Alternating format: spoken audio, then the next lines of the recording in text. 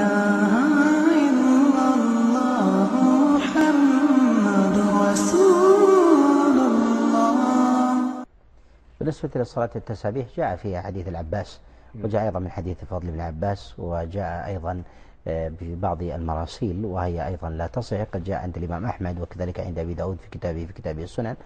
صلاة التسابيح لا تثبت، أنكرها عامة الأئمة من السلف من المتقدمين وغيرهم، كذلك كالإمام أحمد وأبي حاتم، وكذلك قد أنكرها جماعة من أئمة النقد كابن تيمية رحمه الله وحكم عليها بالوضع جماعة أيضا، ومنهم من قال أنه لا يشك بأن من نظر في هذا الحديث علم أنه موضوع، وذلك لأنه لا يجري على النسق العام. وعلته في ذلك مجموعة من العلل، أولها النكارة المتنية، والنكارة المتنية في ذلك أن النبي عليه الصلاة والسلام خص هذا الأمر بالعباس ابن عبد المطلب وعن عم النبي عليه الصلاة والسلام، فقال يا عم ألا أحبوك ألا أهديك ألا أعطيك، فذكر له صلاة التسابيح. فنقول إن هذا تخصيص لعبادة لأحد بعينه، والأصل في ذلك العموم، الشرائع إنما جاءت للعموم وما جاءت الخصوص. ومن النكارة المتنية أيضا في ذلك أن النبي عليه الصلاة والسلام ذكر صفة لم تكن معروفة في بقية الصلوات، ما يدل على نكراتها، والأصل في ذلك التشابه وإن اختلفت في العدد.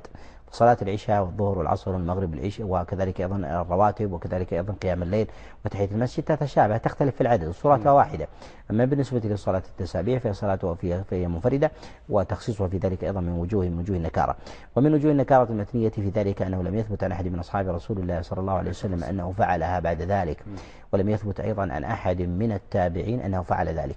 وهنا هناك من الأئمة من كان يفعلها ويوجه بها، وإذا جاء بعض الأئمة كما جاء عن عبد الله بن مبارك عليه رحمة الله، ولكن نقول إنه لا يعلم عن هذا عن الصحابة ومن التابعين. والنبي عليه الصلاة والسلام يقول خير الناس قرني ثم الذين يلونهم والذين يلونهم. هذا يدل على أن عمل السلف ما هو محل اعتبار، وأنه ينبغي أن يصار إليه. فالحديث الذي يروى عن النبي عليه الصلاة والسلام ولو صح يسنده بعضهم إذا لم يعمل به السلف فلا ينبغي العمل به.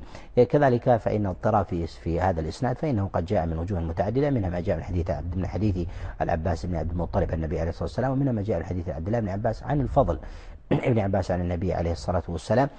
فتارة يروى بإسناد آل البيت، وتارة يروى بغيره، وتارة أيضا يروى مرسلا، وكلها أحاديث منكرة، وقد أنكر ذلك أيضا البزار في كتابه المسند.